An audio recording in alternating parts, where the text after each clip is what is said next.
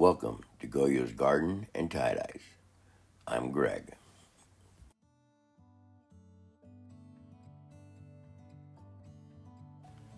Alright, today we will be doing a Gildan Adult Large, and you can see by the microwave splatter guard, we will be doing a spiral. It's been a little bit since I've done one, and if you don't use it, you lose it. Let me tell you what, I kind of fought this one tooth and nail, and I didn't let it get the best of me. I'm just trying to tighten it up the best I can around the splatter guard, tucking it in. You can only go so far with it. But the tweezers I'm using, they have a nice rubber grip on them, so they hold pretty well. But you actually have to squeeze them to hold them in place. But I still like them. And you can slide your splatter guard right off of it. Now, it's my understanding that you can't find the splatter guards anymore. There's other things you could use. I'm not quite sure what else yet because I haven't used anything else except just by hand.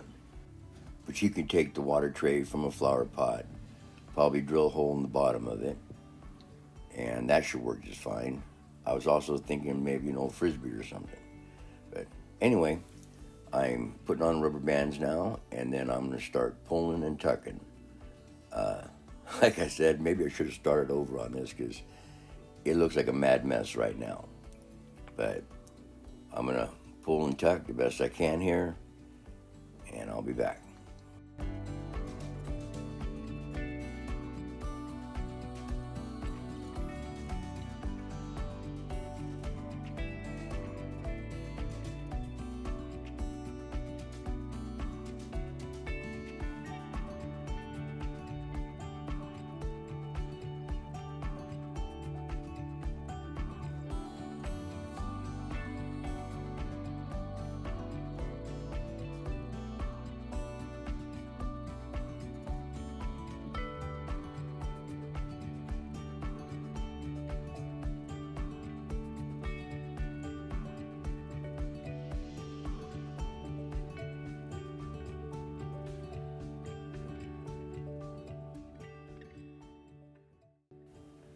All right, we're getting close, and I did want to mention these are some older rubber bands I had, so it wouldn't try to taco up on me. It's ones I've previously used for hot water or ice dye. All right, but I'm going to call that one good. Got it in a little dollar store bowl, and they work pretty good. Just don't try to pick them up from the side with one hand once it's filled up with everything. Always use two hands. But the first color we're applying on here is royal blue, and after that we'll throw on some Houdini blue, and then brilliant blue, and then we'll top that off with a little lemon yellow.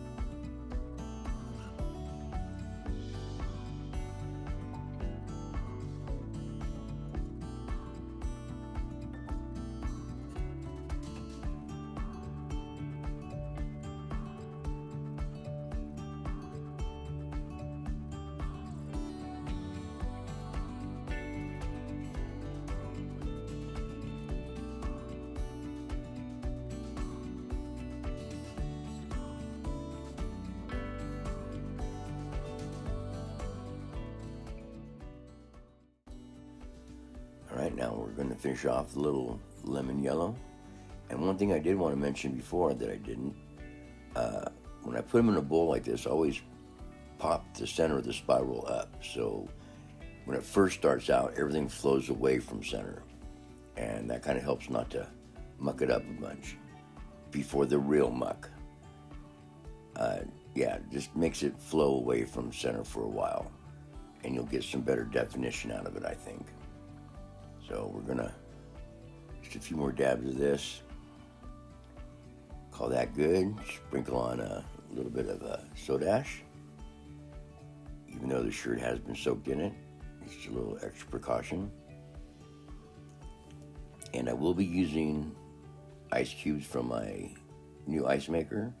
It's in the description box, but I'm finally using some cubes on this. The squares, they are harder to form in a round bowl, but that was all I had in that tote there. I had to go back out and get some more, and we'll top it off. But yeah, I like the cubes too. I've only, I think, on 3 different settings I've used so far. The thick bars, the little thinner bars, and now these cubes here. That was actually out of a bag that I had, and I didn't break it up enough. It was a couple bigger pieces. I'm going to set this underneath the tables, and there it is. I think it turned out pretty good. Now, I did forget about the Brilliant Blue. It's a little bit more purplish, and that's where all the red and the yellow came from, I believe. Maybe if I'd added it on a little bit thicker there, it'd have been a bit better. But I still like it. See that big mess I had with the spiral going on? I think it still turned out pretty good. But you did see me fighting it. You can either move forward or start over. All right. Thank you so much for watching. I really appreciate it.